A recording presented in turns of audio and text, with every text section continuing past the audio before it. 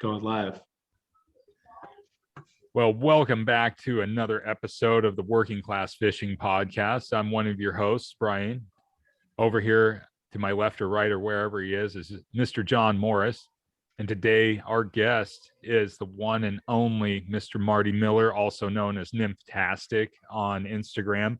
We've been good friends with Marty for, I think, a year, a little over a year, or I don't know, maybe you and John go back further, but I know I've known you, Marty, for a year.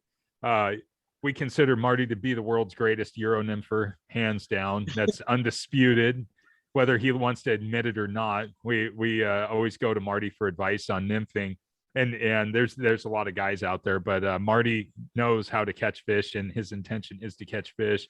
It's not to go out and stare at the sunset. So, Marty, we're happy to have you on here.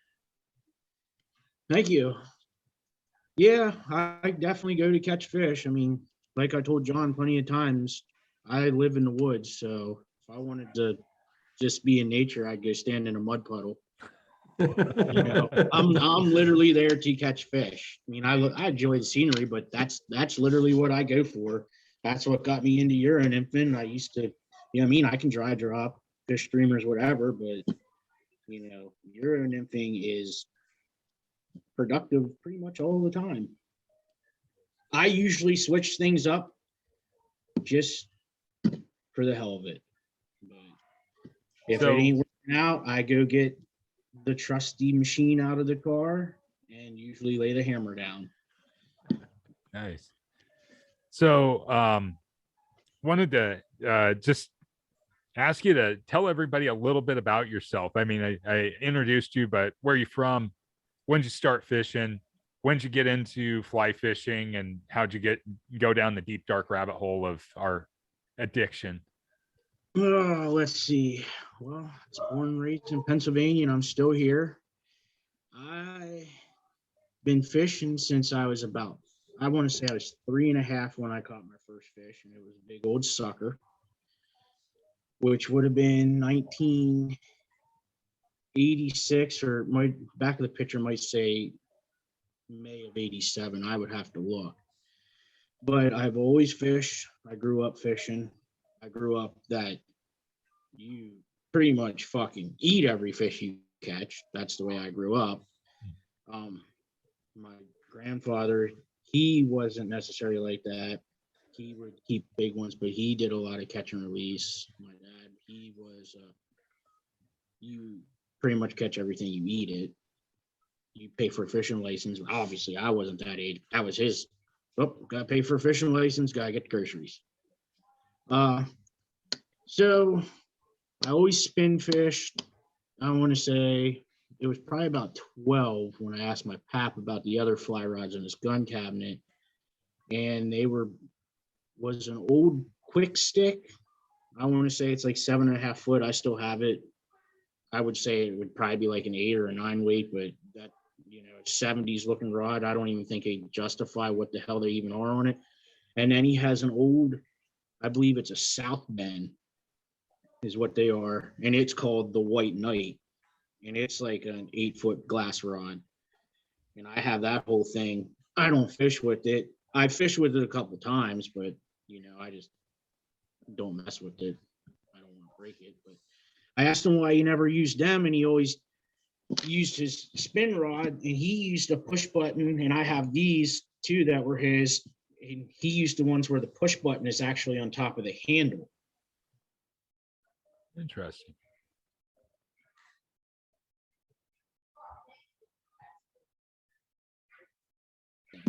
But his theory was he got into fly fishing when he was younger, but he had bad eyes. He had glasses and everything.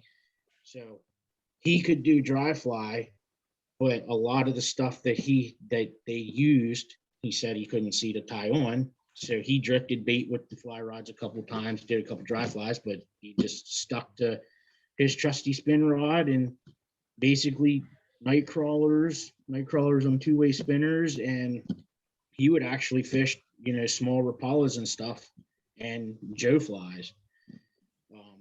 I grew up that you could only catch a trout on a night crawler is what I always thought, like around a night crawler or a wax worm or a millworm. Yeah, that's all my dad would fish. He was a big night crawler guy. And then it's like I remember when I see my pap catch a brown trout on a Rapala that was a crayfish, and I was just like, how in the hell did that just happen? Now I'm really confused because I was younger. It's like these sons of bitches are only supposed to eat night crawlers. Like this one must be dumb. But then I got a little bit older. It was probably then when I asked about the fly rods, I was probably about 11. So we got one, put it together. It wasn't nothing fancy. My pap lived to a place that was fly fishing only, catch and release. It's basically, if anybody from Pennsylvania, they know where Boiling Springs is. It's a big spring lake. There's a run. The Yellow Breeches Creek runs back through there. It's a mile catch and release, plus the run's usually jack full of fish.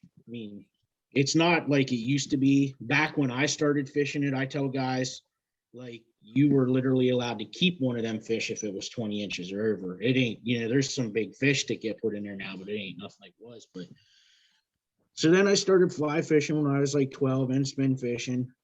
But I want to say what that would have been like 90, 95, 96. There wasn't YouTube or nothing.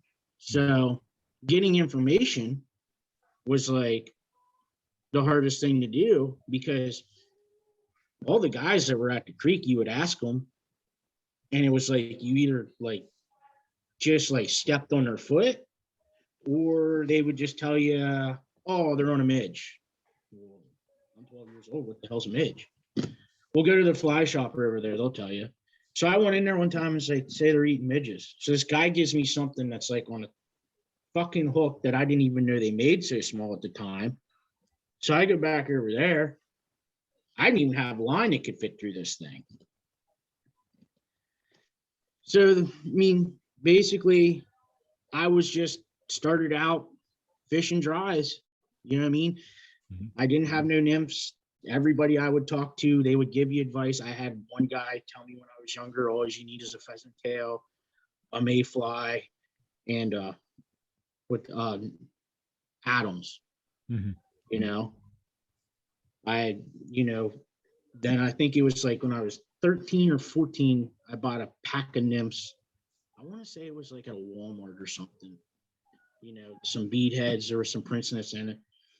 And I started messing with them, and I couldn't catch a fish on it because they would never really sink. So I remember asking someone, and the guy goes, well, no, you don't use no weight. That's why it's called fly fishing. Boy, was that son of a bitch wrong. I hope he got himself straightened out, because obviously he had no idea either. Yeah. It was so I would just basically fish dries, and then I would fish, like a salmon egg or something on it, drift a salmon egg or do that. And then I got back into spin fishing. And then when I got into high school, I would play with the fly rod a little bit, but I got into like this mad bass crave of just throwing fucking torpedoes. Top water torpedoes, man, was my bait to go to, because they just cruise the bank and plunk, plunk, plunk, and just boom. Yeah. So it was like I got on this big bass kick, and I would fish for trout still. I would do a little bit of the fly, but it was mostly spin. I got into this big, like, ultralight spin game for trout with my one Fenwick, and I would use Panther Martin 132nds, all silver spinners, and I would cut like the fucking fur or whatever was on the treble hook off of it. I'd just run all silver. And I would just run them all the time for trout. In February, I used to hook big brown trout that you wouldn't even think were in this damn creek. I showed someone where I caught a trout out of a little tributary that was probably no more than, like, I want to say 1.5 feet wide one time. I just kept walking way up the stream. And, next thing you know, I just whipped this little 132nds in there and started pulling it down. And, like, out of nowhere, there's this 12-inch trout. Like in this little undercut pothole from this little spring that was coming out. So then it's like I basically focused on that a while in the bass, and then I got into, like, I guess with the Berkeley's power grubs. I think they call them Mr. Twisters or whatever. Like, I used to fish them a lot. I remember one time I had like 55 largemouth in 2 hours, just fucking jacking them on them things. And then I basically was turned into just like the weekend fisherman because I graduated, got a job, didn't have much time for stuff. And then when I got my new job, I switched careers, and the manager displaced big time fly guy. And I told him, I said, well, I know how to fly fish pretty good. I just don't know the bugs and stuff and the whole nymphing deal, you know. And YouTube's around now, but I never thought of getting back on there and even looking.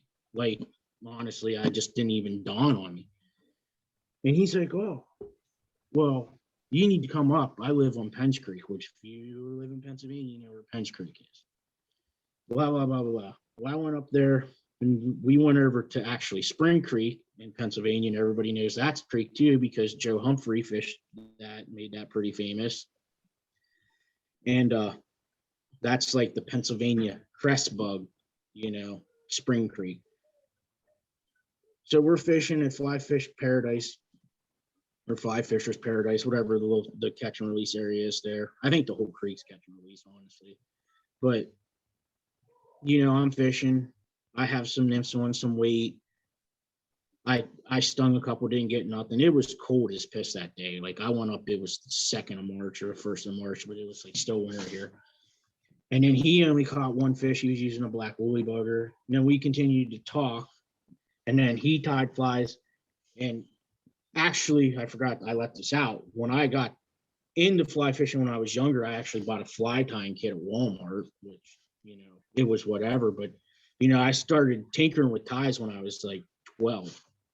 But so I bought a new vise and stuff, and I got back on it. And it was probably like my 3rd time fishing with him. I was, you know, just cranking him. And he was doing it for years. He was like a big mini guy and then got into fly fishing. But he's like, yeah, the first time I fished with you, he's like, it wasn't like you didn't know what the hell you're doing. He's like, I already seen you like had all kinds of potential in you. I was like, yeah, I just always had the wrong information. It's like everybody I talked to, they didn't, you know, I guess not on purpose. They were going by what they were told. And then other guys, I guess they just don't want you being part of it because it's another guy on the creek to them or whatever. You know, I said that's the way I took it. But so then it just became this mad addiction of tying flies and going to the creek, you know, woolly buggers. Then you catch a fish on the first fly you tie, and then you're really, it's over after that. I mean, as soon as you catch a fish on a fly you tie, game over. I mean, that just really pushed it over the edge. So then I want to say it was about, Euro nymphing's been around forever. That's what a lot of people don't realize that. So I want to say it was probably around 2018. You know, I'm fishing just dry float line, and this guy's still fishing float line. And he's like, you ever like look into that Euro nymph and stuff? I was like, yeah, it seems to be what everybody's doing. He's like, thinking about trying it. So then we went on this like journey together. We didn't buy line, so we just get like mono and tie to the end of the fly line and have like 20 yards of mono connected to your dry. You know what I mean? You can still Euro nymph that way. And then it went from there to actually getting the setups. And then it was like soon as like we both get dialed in, it's just been like Euro nymph nonstop. Now I still dry drop and stuff. I mean, the way I have my Euro rod set up, I don't have it all mono rigged because some of the places I fish say that you can't have a leader no more than 18 feet. And if they're on dries, I can put a different leader right on the end of my loop, and I can still fish a dry fly or dry drop with my Euro rig. So, but from there, it went crazy to, you know, how many fish can you catch in a year? How many fish you can catch in a day? What can you catch them on? I mean, it just became unreal. It's like, you know, and I talked to people and I showed people how to Euro nymph. Last year, I taught a couple people how to just regular fly fish because they have float line. One of the guys on Instagram, 8-pound lines, I pretty much showed him the ropes of Euro nymphing. He had a fly rod. He just messaged me one day out of the blue because he seen I fished the same creeks he fished. And he lives like 50 minutes from where I live. And I was like, yeah. And he was tying flies. And I was like talking to him. And he's like, yeah, I just have my Paps fly reel and fly rod, whatever. I was like, well, that'll work. And then one day we hooked up. So I took him to a place in Pennsylvania called Lake Torch Springs, which is actually a very intimidating spring water stream. You know, there's fish in there, but it's like one section you're always guaranteed. Other sections you can see them and they're just weird and you got to sort of know what you're doing. Well, I tie a crest bug up for in there. It took me a while to get a pattern I liked and the color I wanted, but it seems to work no matter where you put it. So I put one on his fly rod and he's using float line. It's like, well, you're gonna want to just get this down and let it drift through. So I'm above him, just watching him. Next thing I know, he has a brown trout. He's like, oh my God, this is the first time I ever caught a fish on a fly and a fly rod, period. And I'm like, what? I said, you've been tying flies. Oh, I just tie woolly buggers and throw them on my spin rod. And I was like, are you serious? So it's like, from there, I was like, I started showing some other people. I showed Berger, PA River Monsters. I showed him a good bit and fished with him. And then from there, it's like people ask me stuff. And that's just basically how this whole big rabbit hole got started and got crazy, you know. I've had fish days the year before in April, I had 125 fish day. That's not including 50 I lost. You know what I mean? It's a lot of There's, fish. you know what I mean?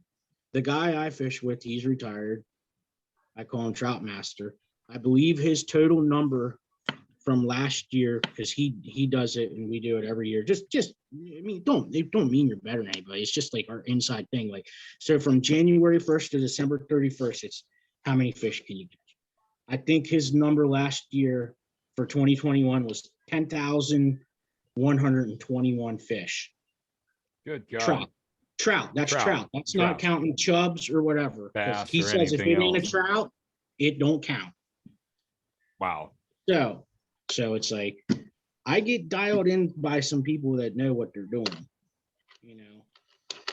But yeah, that's what started the journey. It's like I started a journey by myself, looked for information, never happened, and then I just met the right person, and like it just clicked from there, you know. And I fish anything. I'm not, you know what I mean? I fish all flies. I don't care if it's an egg. I don't care if it's a moth. I don't care if it's squirmy. Squirmies seem to be the death of me though, because it's like I never land them on a squirmy. I don't know why they always get off the net. But mop fly, I can pretty much mop the stream bottom with. I fish a lot of nymphs.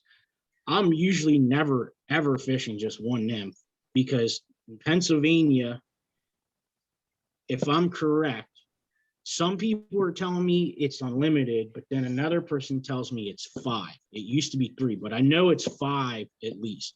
So you can fish 5 flies at one time for sure. You know what I mean? My dropper will have 3, 4 nymphs on it. You know what I mean? One anchor and then it's just going through. You know, and other people are like, well, don't you get tangled up? It's like, well, if there's not like a lot of undertow or the current's not all weird in the water, it's like the best way a process of elimination. Yeah. Because you're showing them 4 different things. Mm-hmm.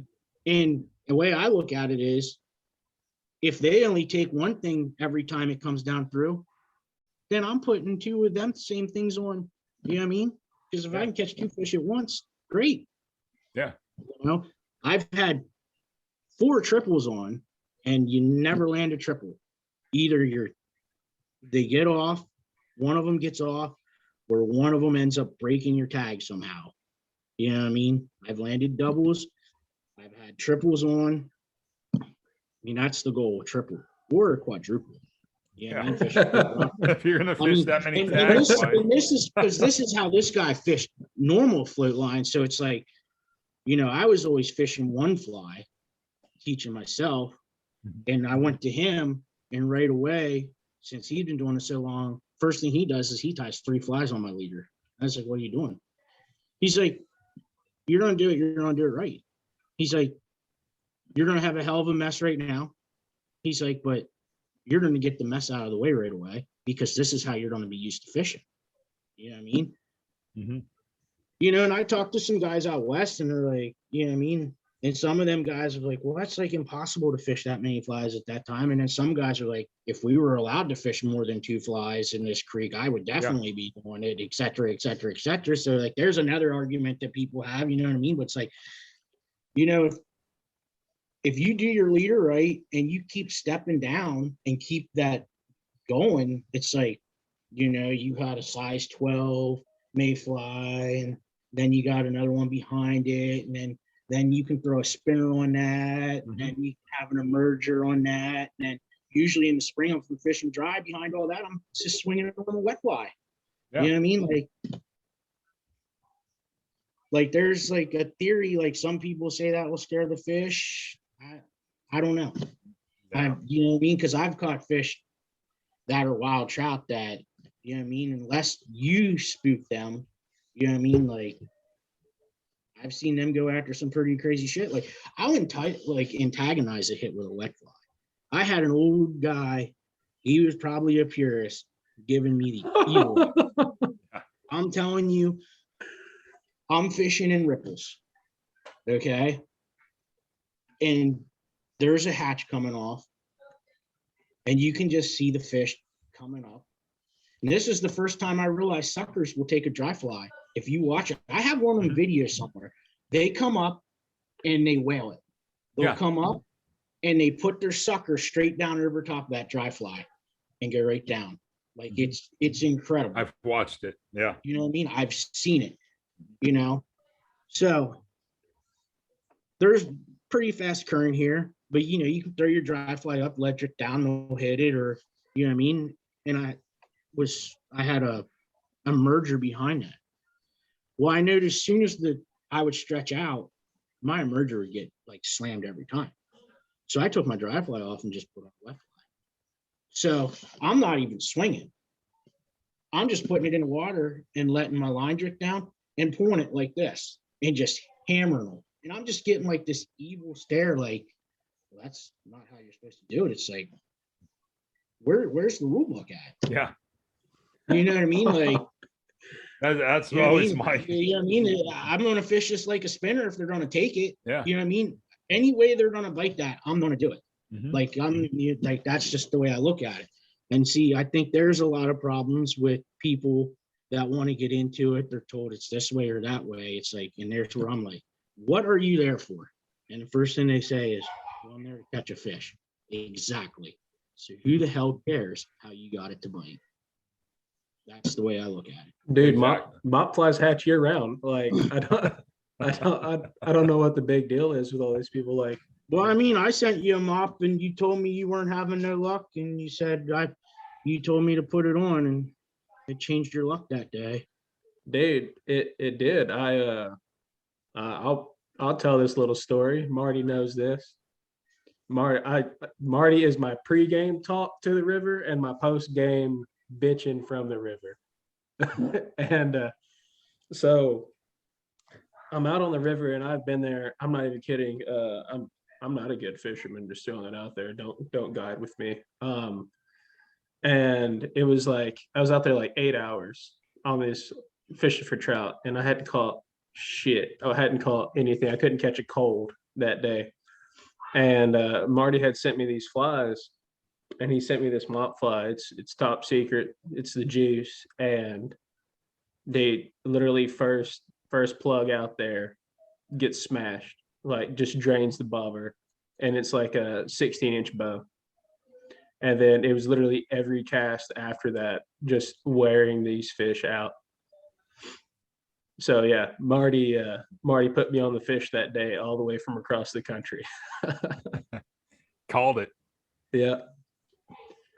Well, I figure they probably all eat the same. You know what I mean? Like the guy that taught me, he's fished Yellowstone out west. He was in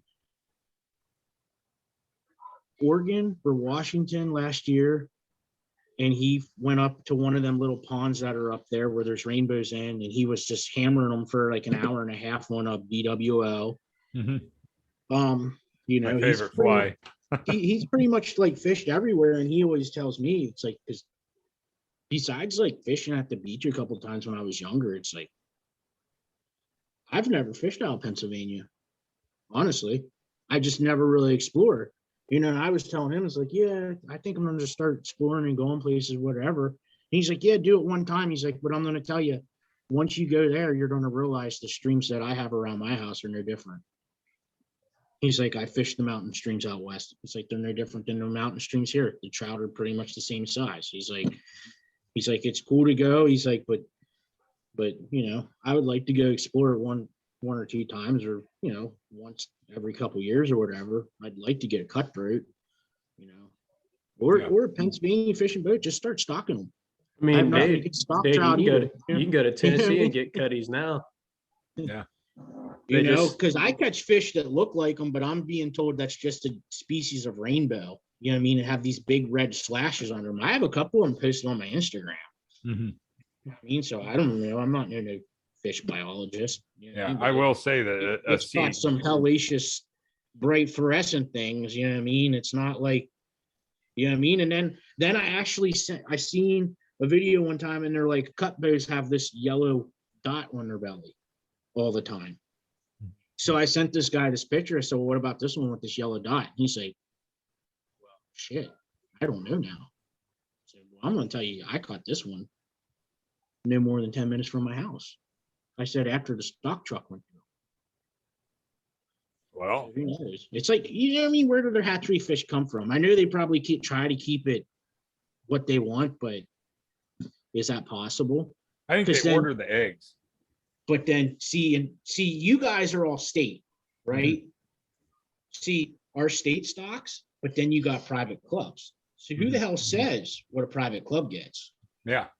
Do you know what I mean? Because when we get tiger trout, I know a couple streams where there is some natural ones that reproduce because there's browns and brookies that spawn in there, but they ain't like no huge one. They're probably like 10 inches, 8 inches or whatever. It doesn't mean there ain't a tank in there somewhere.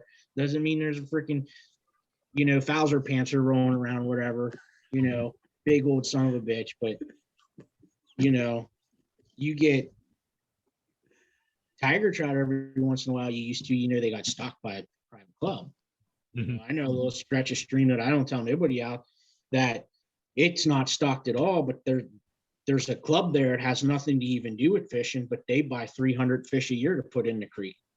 You know what I mean? And they put tigers in. Mm-hmm.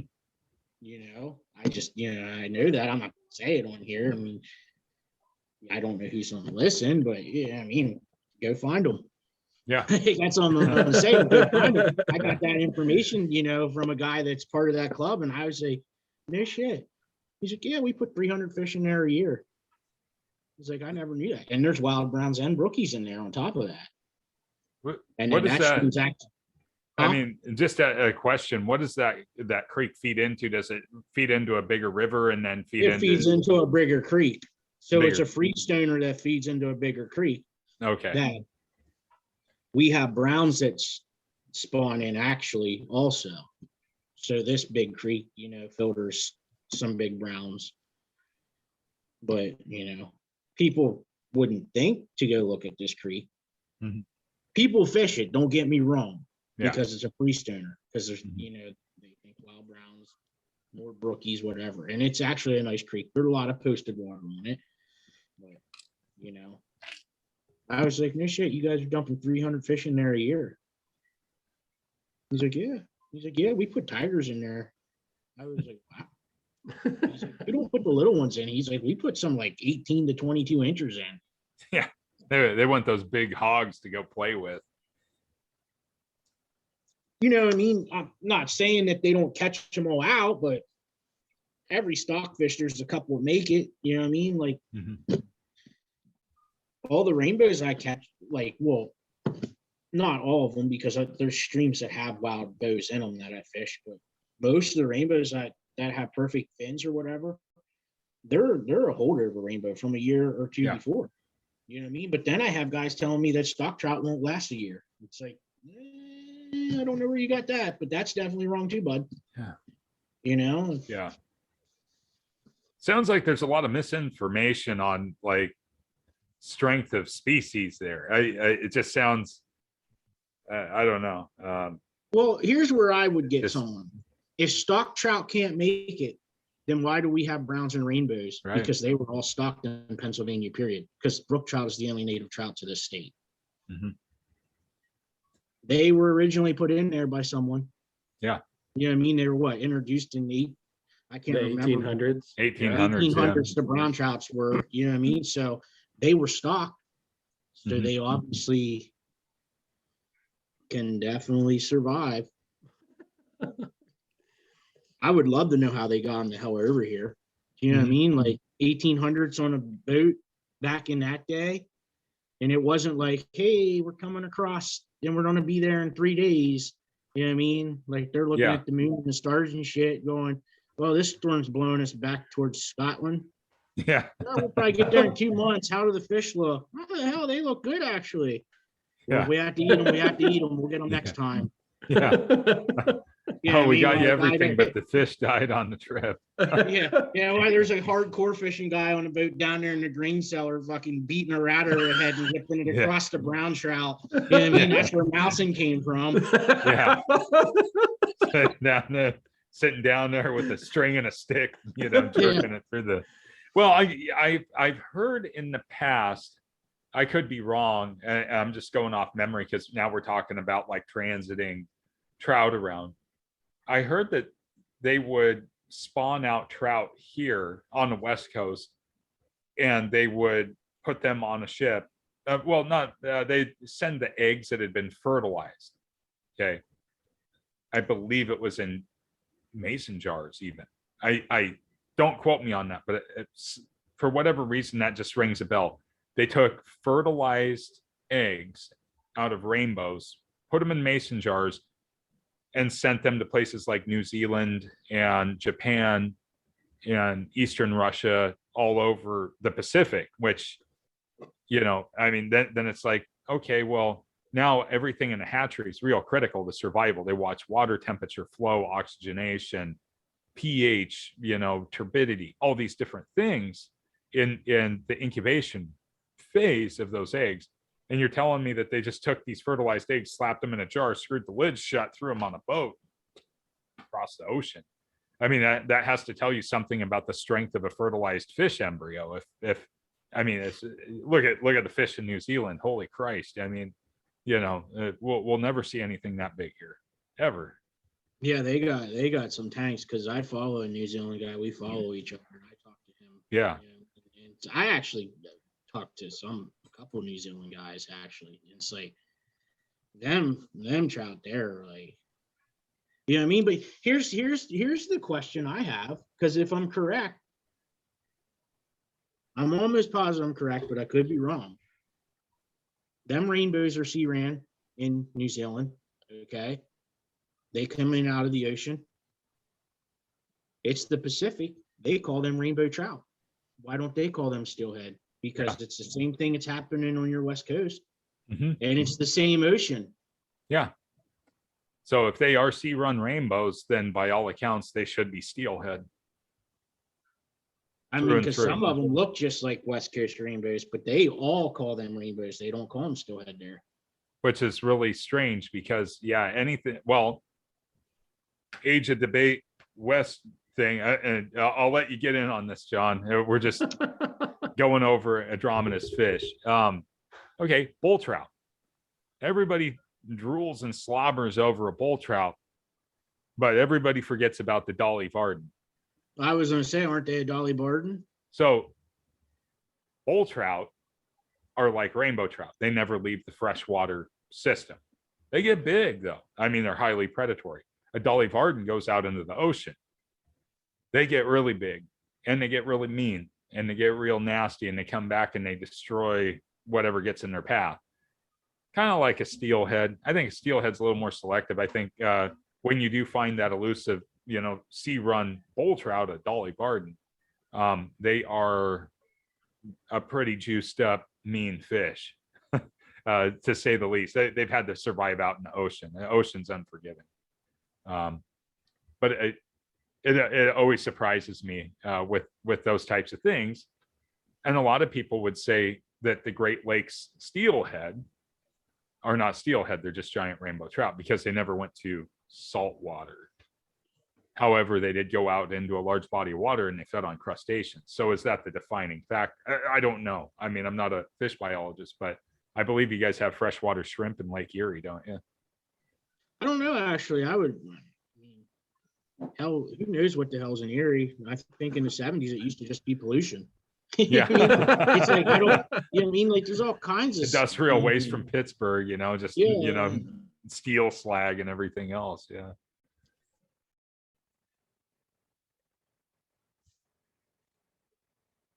There's lampreys, there's a lot of guys nail them on stone flies. I mean, freshwater shrimp, possibly. I mean, I'd have to look. I just don't look at that stuff, honestly. Right.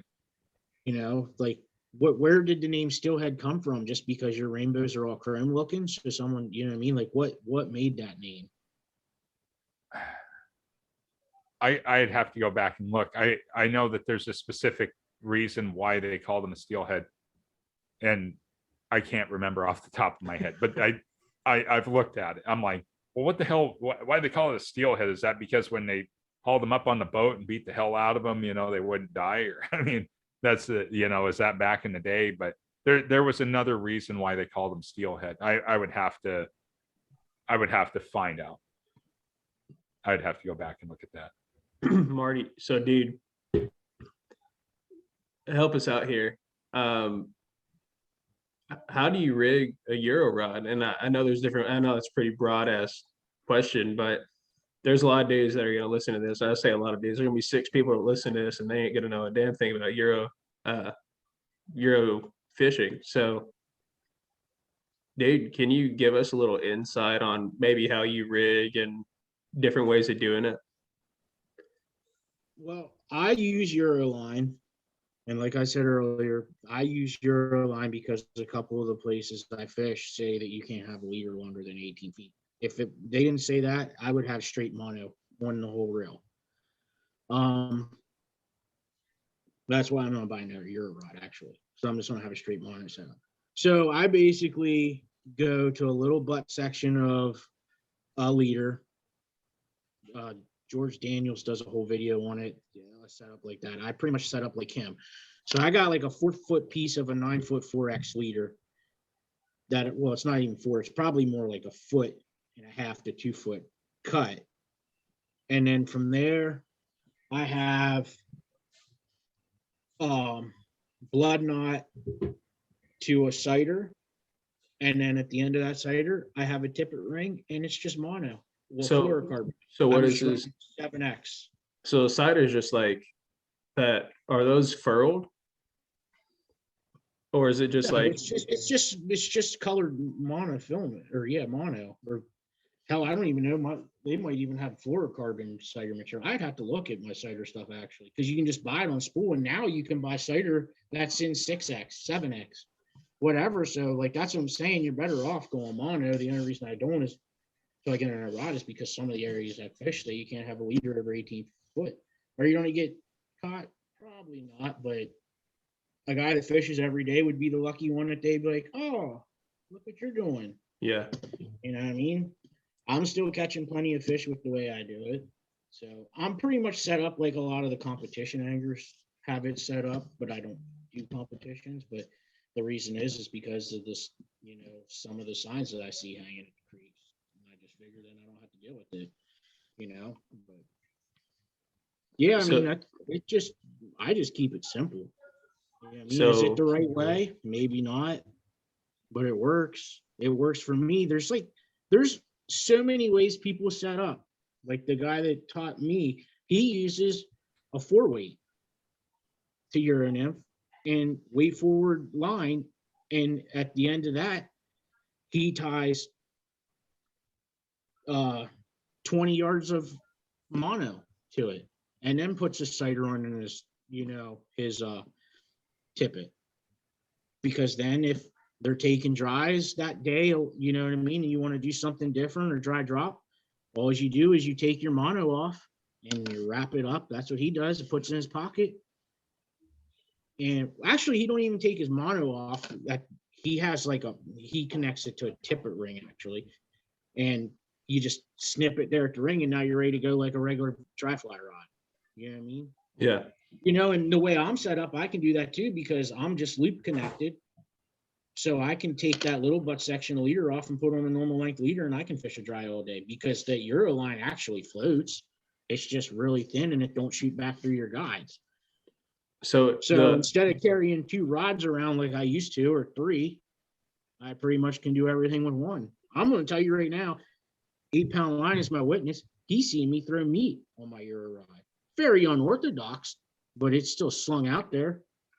You know what I mean? Because I went through this whole, did everything, didn't take nothing. It's like, well, maybe they want a big streamer. You know what I mean? The problem with a 3-weight or, is it's not that I don't think that you can't throw the stuff. It's trying to strip set into something that's big because you got all that flex and that hard mouth. So you just basically, there's just so much give that you're not getting any pressure in there like you should be.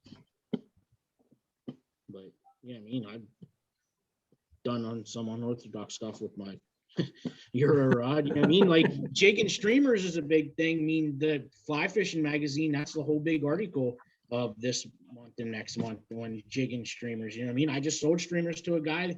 He messaged me. He bought a Euro rod, not for Euro and infant, just to jig the streamers like they do with them now. You know what I mean? And I sold him streamers to do that, and he showed me pictures of, brown trout with my streamers in and out. It's like, yeah, I knew that was going to happen. See, I do that sometimes, but like I said, I fish them Euro jig streamers totally different most of the time because I'm bringing it down through the hole as my point fly. And above that, I got a nymph, and above that, I got an egg or whatever. And whatever they want, they're going to take. Mm-hmm. I mean, 2 weeks ago, it was like Pat's rubber legs were on like the hit list. It was like, oh, Pat's, I got to eat it. It's like I had 2 brown trout come up and hit that thing, and we're talking, it was cold. The water temperature is probably like 35 degrees. 2 of them came charging up out of this hole that I can't even see the bottom in. It's like this cutout where this tree comes over. It's probably maybe 6 feet. I mean, it's not ungodly deep, but my patch sunk. You know what I mean? This is it's 4.5 millimeter tungsten bead with 13 wraps of 15 thousandths non-lead wire on it. Like this brown trout charged it when it was no more than like a foot underneath the water out of nowhere. And I'm just like, what the hell is going on today? Like, you guys should be shut down. It's like, wintertime, I'm using this big packs in case you want a big old healthy mill dragging down through here. And it's like, you're fucking coming up like this emerger's coming out of the water. You're going to miss your opportunity for a mill. Like, that's what I'm saying. Like, the more you fish, the more you see. So then it's like, the more you see, then it's like, the more you go down this rabbit hole of all this information you hear and you go, well, it's true, but then it's not true also. So it's like, there's a right way to do stuff, but there's so many ways you can catch a fish that you would just think like, well, I was told that wouldn't work. It's like Kelly Gallup said recently. He was like talking about where he's been finding fish, like when he was guiding, he was just doing it all wrong. He was talking about, like you see all these people fishing this one deep like cut and riffle and bubble line and stuff, but you never see anyone fishing the other side because it's fast and you don't have a lot of time to really fish it. And he was like, but that's where you catch the big fish, is where no one's fishing, because everyone says like this side of the river is where you catch all the fish, so that's where everyone's fishing. But the other side is where you catch all these giants. And it's just, I don't know, dude. It's like everyone's got an opinion on it, which is fine. Everyone can have an opinion on how to fish and what they think is right. But then it's like,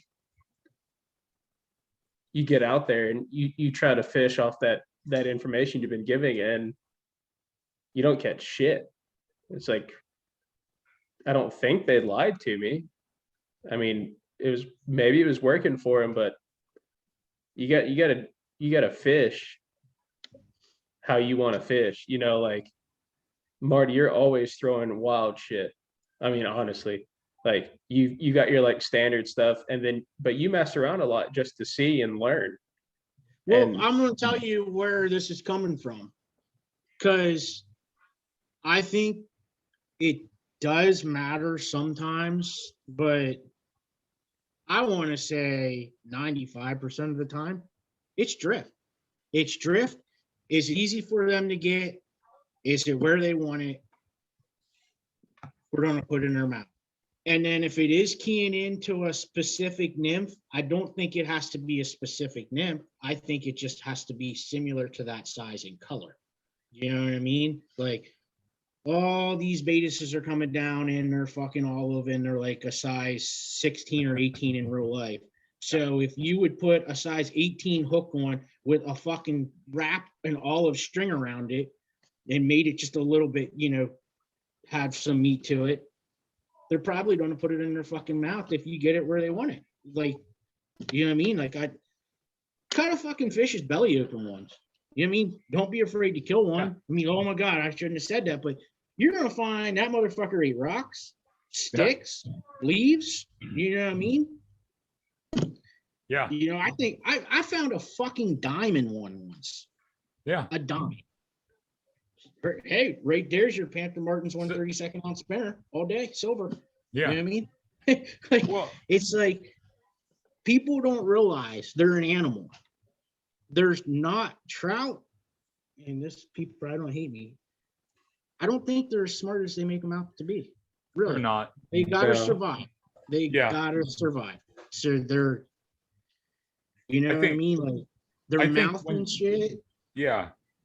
To echo that sentiment, I don't think it's that they're hard to catch.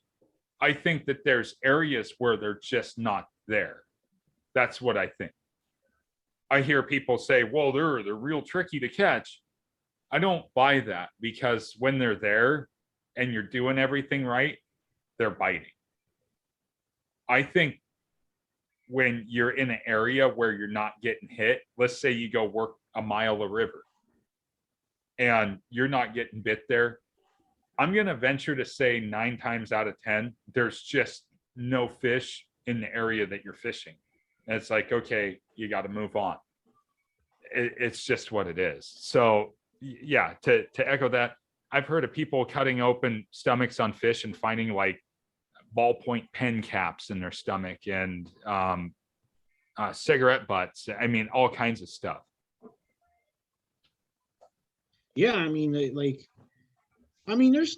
bite windows and stuff where they're more active or whatever this time, or you know what I mean. But it's just, I basically think it boils more down to like, where are they laying? Okay, you're fishing your same hole you always do, where you always pull 3 or 4 out every time, guaranteed, and you just didn't catch nothing. They're there. They might just be on the far side in the seam where you don't think they're laying for some reason. You know what I mean? Why they're over there? Maybe the undertow's different that day. Maybe a fucking stick got pushed downstream and now it's hung up there. So now the current's coming off that different. I caught a palomino last year, not a big one. The current's coming down and there's a stump that sticks out, and the undertow made the current split. So you had your normal drift like you would see going downstream, and where the stick was sticking out before the stump made current go straight towards the bank. And I only knew this because there's this fucking yellow fish laying facing me. It's like, oh, you're laying sideways in the current. Yeah, you're not laying sideways in the current. I know what's going on there. So it's like, you're never catching him all day trying to drift normal. You know what I mean?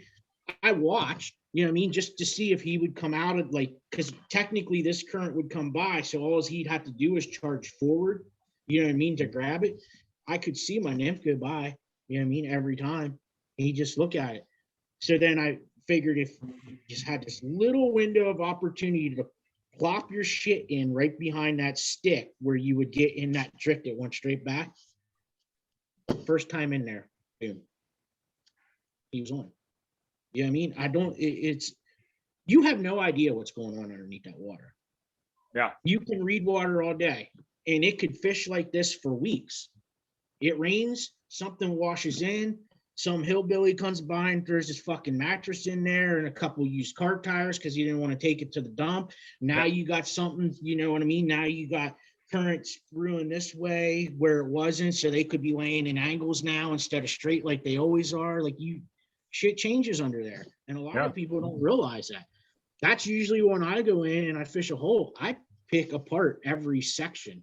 You know what I mean? Like last time I was out fishing, well, not before Christmas, I walked up through, I haven't been up through in a while, but I know there's a lot of wild browns up there. You know, they weren't in the deep holes at all, and it's December. These browns, you know what I mean? And you can't see them in 8 inches of water or a foot of water unless you're sitting there staring for a long time. You know what I mean? I would drift the main hole, and then, you know what I mean? I'm, you know, stealthy about it. I throw my nymphs in the water that's like a foot deep, just ripples along the bank. Boom. You know what I mean? Like they move around. You know what I mean? If they don't have to be in the deep hole, they're not gonna be in the deep hole. If they want to go lay in the shallower stuff, they're gonna go lay in the shallower stuff. You know, it's like fishing muddy water. I fished muddy water last year, flooded.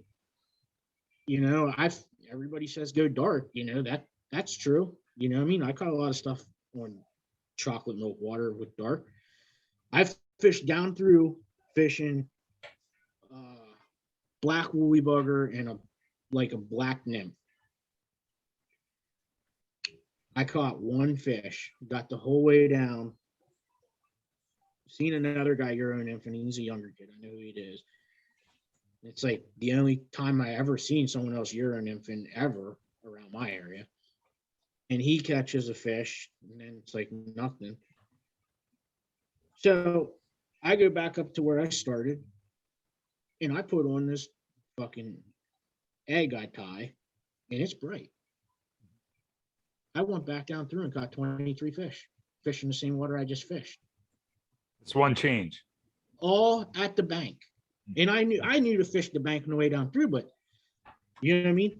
Literally, this guy pulls in because there's a parking lot here, because this is stock trout water, and we're in the prime of our trout stocking season, you know, when the people come out with their fishing license, because fishing season here is only in from April to June, when it's really in basically from the first day of April to, I don't know what it's going to be this year, but it's usually in from the first day of April to it only closes for a month in March. Last year, they closed it in the middle of February. It used to be like February 4th to April something, you know, closed. Not everywhere, just certain streams that were getting stocked, so people couldn't go in and poach.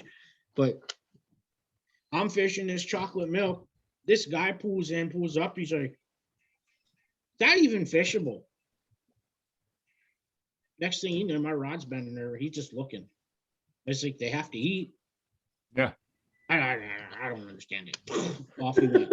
It's like, go back home and sit in your lazy boy, Pops. Yeah, it's just like, you know, and there's the thing, like, yeah, you're gonna fish water like that, and it's gonna be intimidating. You probably gonna have some really shitty days. Mm-hmm. But once you catch a couple fish in water like that, that opens you up more. Also, yeah, be better because you realize they still got to eat in this. Mm-hmm. You just need to find them.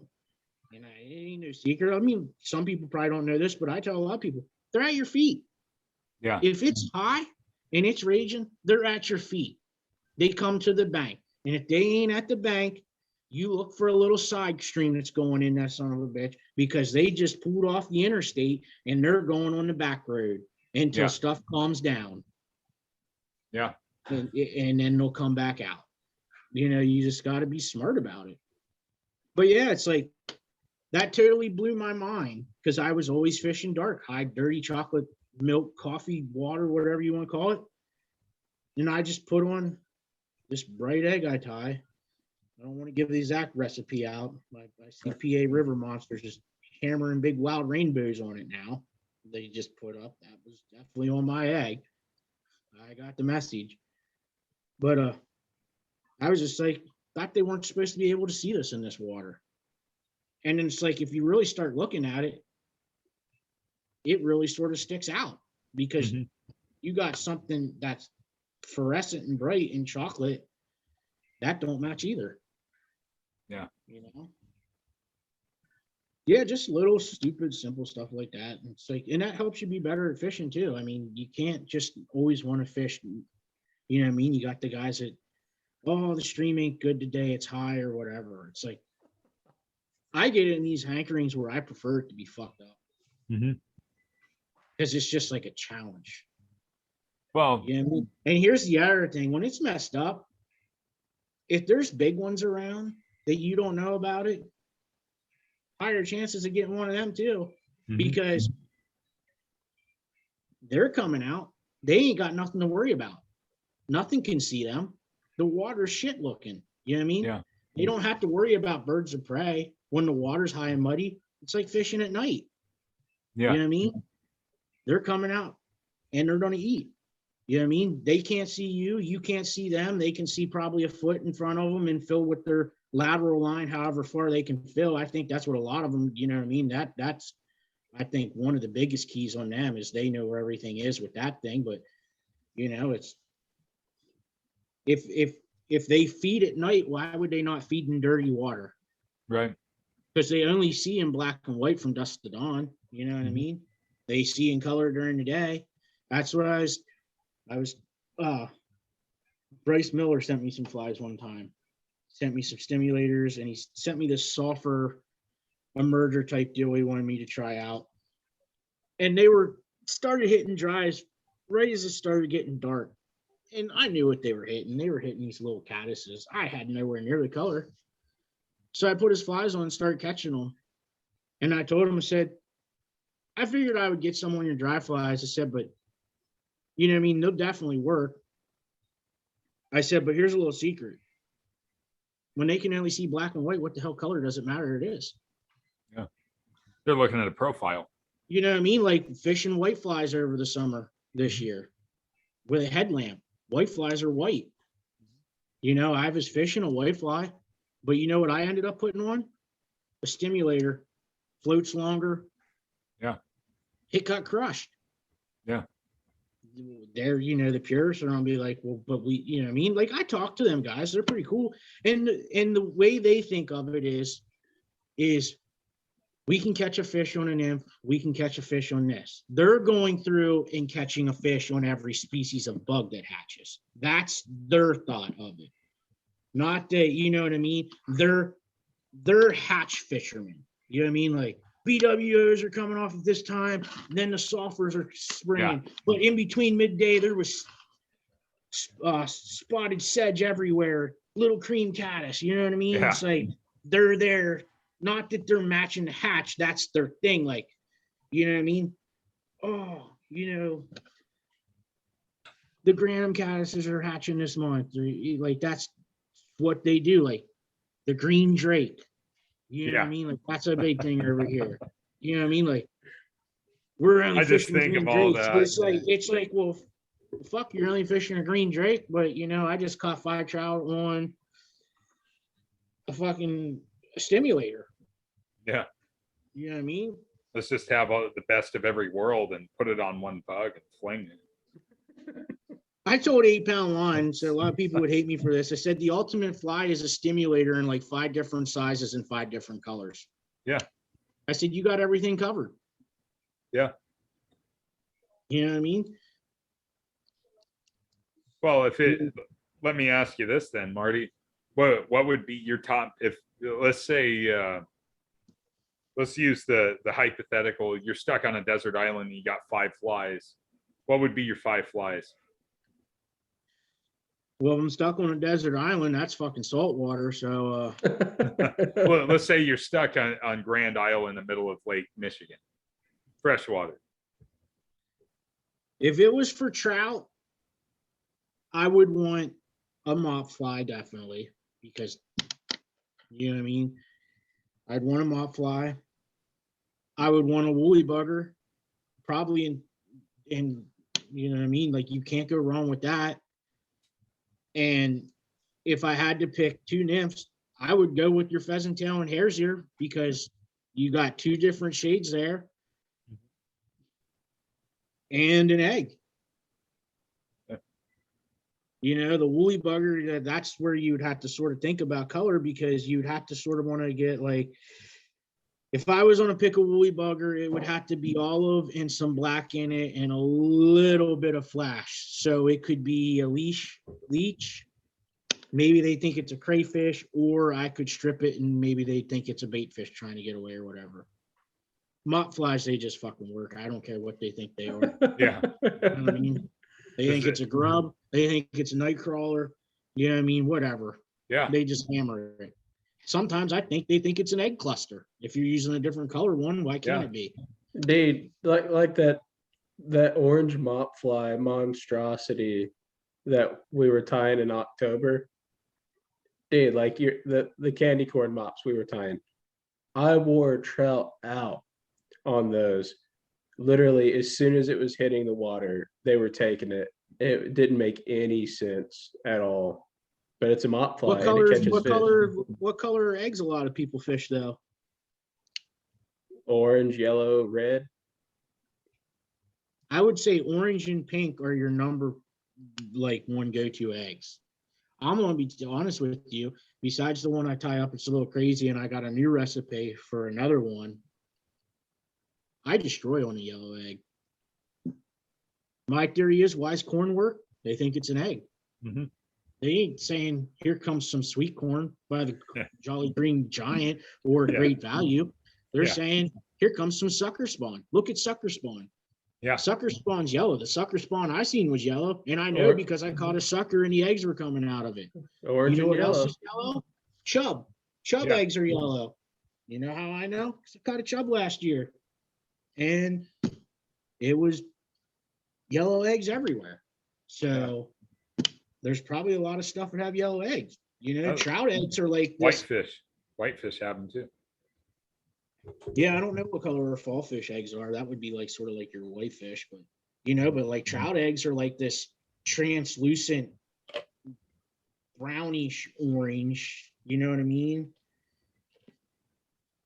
I've seen come out of them already. So, but I would say, you know, I seen yellow eggs coming out of two things that are in a lot of creek. You can't go wrong with a yellow egg. Yeah. And I don't fish a big egg most of the time. It's just a little, well, was 2 months ago. Actually, I had was talking to John at the stream fishing one-handed. Yeah. Yeah. Trying to show him the ropes, catching fish, you know.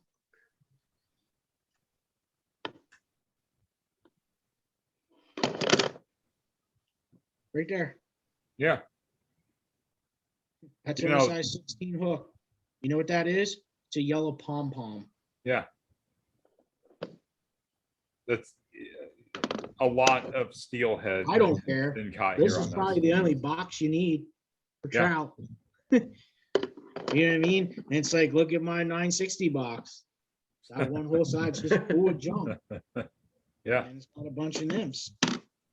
You know, I fish a lot of cream eggs. Them two big browns I posted last time, right there. Yeah.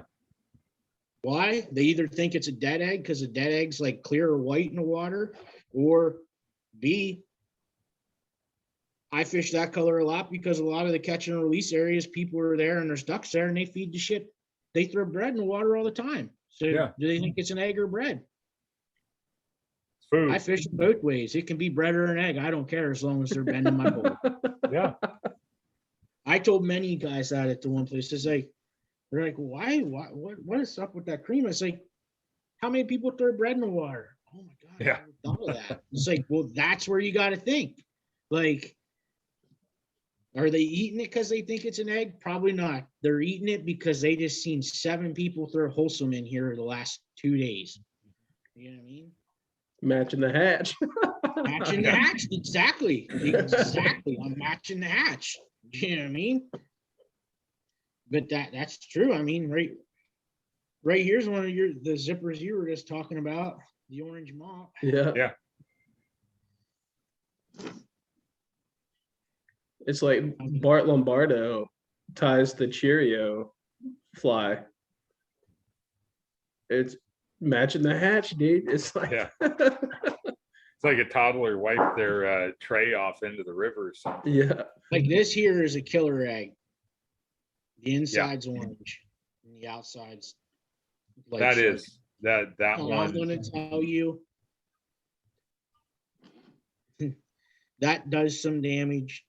Palominas sort of can't fucking refuse it. You know what I mean? I've seen them come like 7 feet out of their lies already. Like, oh my God. That's everything I was looking for the last couple of days. You know? Yeah. Besides one brown trout, I caught an 18.5-inch wild brownie on a size 18 caddis emerger and cream. And I was fishing one day and I seen him taking caddis along the bank. I didn't even know this guy was laying over there. I just got done re-rigging because I noticed I had some nicks in my leader. And it's like, I'm going to throw one of these little wet fly caddises I just tied on. First cast over there, this brown smokes it. Then I realized this wasn't a small one. It ain't the biggest, but 18.5-inch wild brown. So that got me pumped because that was the first wet fly that I tied that caught a big fish, and it was a size 18. You know what I mean? So here's a big fish eating something small.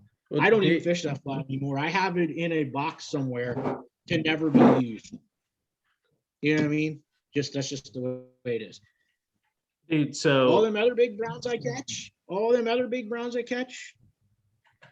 every single one of them was on an egg or a mop. That's after nymphs went through there plenty of times. It's like most of the time I will fish nymphs. And if I'm in a hole, and I'll even do this, I'll fish nymphs and I'll go down through. And then I fish upstream because I nymph. This gets you bitched at the creek a lot of times too if you're nymphing, because you got all these guys coming down swinging flies or with spin gear or whatever, and they all fish downstream, and you're fishing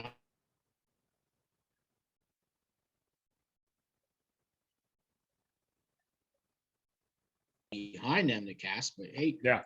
that's just the way I think, and you know what I mean. But so what I'll do is I'll fish nymphs up through, and then I'll swing stuff down through. But most of the time I'll fish nymphs to see. And it's like there's so many times I'm in a hole where I'll catch fish, but I know there's more in there. I can see them laying in there, and it's like, you put on a mop, it's like game over. It's like, why did you not want something natural looking now?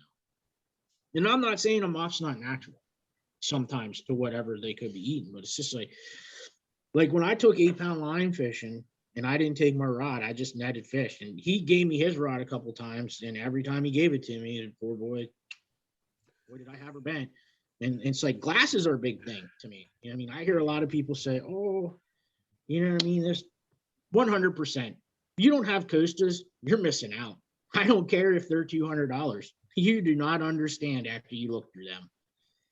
Because he's wearing his polarized glasses that are like $50. And I'm like, there is literally 70 trout laying on that side. Well, I don't see them. I see like 2. So give me your rod. Boom. Every cast. And he's like, I need to get better glasses. So I'm telling you, you know, if you don't want to spend a lot of money, I mean, these are pretty good. I got them Torig or whatever. They work pretty good. They're a hell of a lot lighter than glass frame Costas, but I'm going to tell you, after I upgraded glasses a while ago, that was a big game changer too, because I've walked by so many fish that I would have never imagined. And it's, you know what I mean?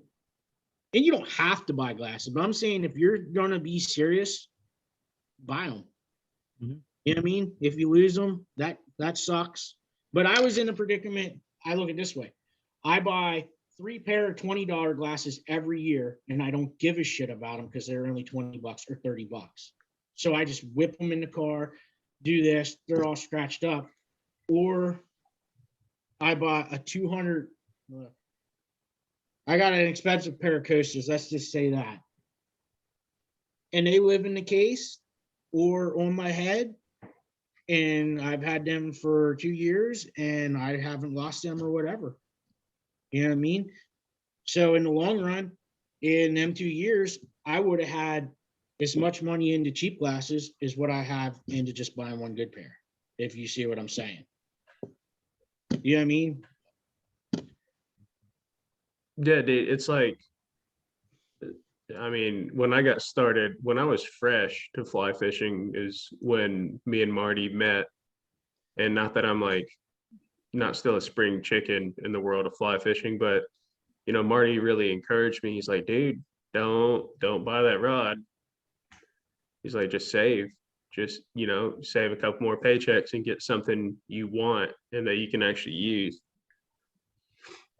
But dudes, it's we're getting pretty far into this here. Marty, I think we'll do a part 2 or something here soon. But dude, to anyone, you got any words of wisdom you want to share on before we start getting ready to close this out? Well, if you're on a fly fish, stick with it and don't get discouraged, because we were all there. There's no way around it. And don't just listen to one person, because that person might have gave you bad advice, and he might have not have gave you bad advice on purpose. He might be going off of by what he was always told. You know what I mean? Like, you hear that all the time at the stream also, you know, sometimes like, well, that's not my way my grandpappy told me to do it. It's like, well, I understand family tradition, but it, you know, you do it this way, you're gonna have a lot more success. You know what I mean? But just and don't be afraid to ask people. You're gonna run into dicks. That's how I met Burger. Burger's fishing. I taught him like pretty much a lot of stuff he knows. I met him at a catch and release, seen him over with a bunch of guys with like thousands of dollar gear. He was talking to them, and I was just like, what the hell's going on over here? Fucking Team Fashion's what I call them, because they got fucking more gear that they even know how to use. Yeah. I don't get the point of that. And I like expensive gear. Don't get me wrong. You don't need it. But after you do it for a while, you will know the difference between $1,000 rod and a $300 rod. And I don't care who you are. You'll notice that this does shoot line better, et cetera, et cetera, et cetera. You don't need that. You don't need that ever in your life. A good $300 rod will do you good. But if you're going to be serious about it and you want to save your money up and get it, and you're in the hobby, you will notice the difference with more expensive gear. There's no ifs, ands, or buts, but that's how I met him. And it's like, next thing I know, he's like walking down towards me, and I'm like, catch a fish, and he's like talking, and it's like, he said something, and I was like, well, I caught 65 out of here yesterday. 65? I was like, yeah. He's like, this is my first day fly fishing, I'm just trying to get the drift. Then I realized he was asking them guys for help, basically. And they basically just shoved it up his ass. I crossed the stream, take his rod, let me look at his leader, tie shit on, show him how to mend, like all kinds of stuff. You know what I mean? I fished with Burger. Burger's meant trout master. I mean, he's a young kid, probably 19 now. He goes to college. I took him to some of the streams that you know, only me or trout master can get in on or whatever, because they're posted. But like, you know, he definitely serious about it. He's a big smallmouth bait casting younger guy. You know what I mean? But that's what I'm saying. Like, I realized he was asking people that looked like they knew what they were doing, and how they might have knew what they were doing, but they wanted no parts of this young man that had like fucking cheap frog tog waders on at the time and a Cabela's combo. They wanted no parts of him. Why?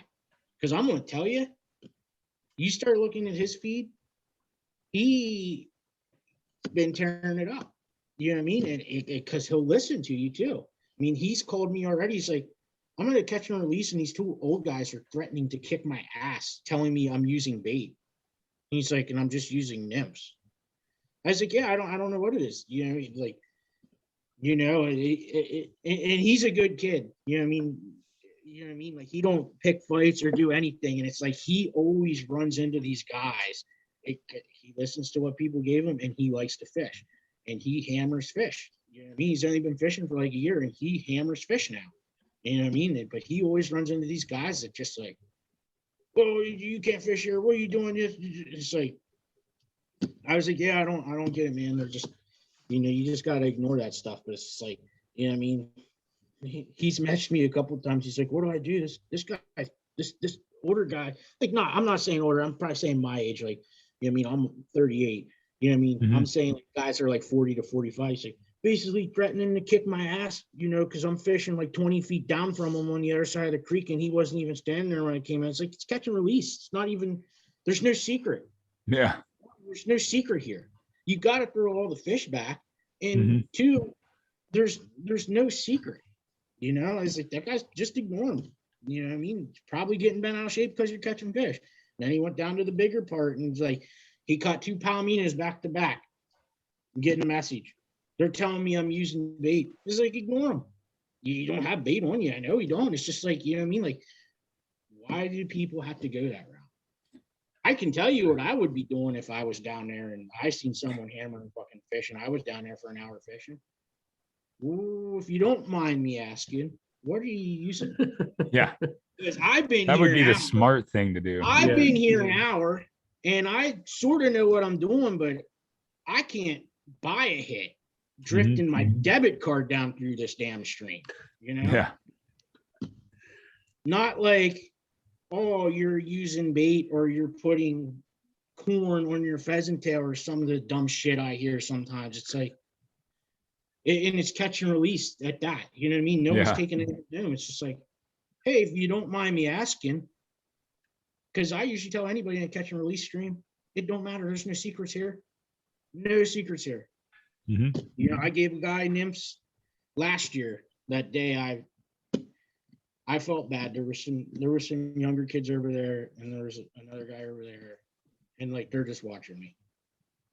I'm like 65 fish in 2 hours, and this kid follows me actually because I talked to him. He said, what are you doing? So I gave him a pheasant tail that I tie. Doesn't look normal, but you know what I mean? I gave him that. I stopped pretty much fishing, was just watching. And then he started catching fish. Fucking catch and release. There's no secrets. Really no secrets anywhere. You know what I mean? It's not like we're surviving off these things. Right. And there's people that do, because I hear that every year too. I paid this much money for my license and our fish are only this big, et cetera, et cetera, et cetera. And I don't keep my mouth shut. I said, if you're worried about this, and our license are like $32, and you can buy the steelhead Erie trout stamp and Erie permit, I think, in the license for the whole combo is like 38 or something. Mhm. My point is, if you're worried about $32, you probably should have went and spent that at the fucking grocery store instead of a fishing license. Yeah. Period. And that's the advice I'm going to give you. Hate me, love me, whatever, but there's the truth. But also don't be telling me that why you got a fucking cigarette hanging out of your mouth also. Mhm. Because that's the way I feel about that also.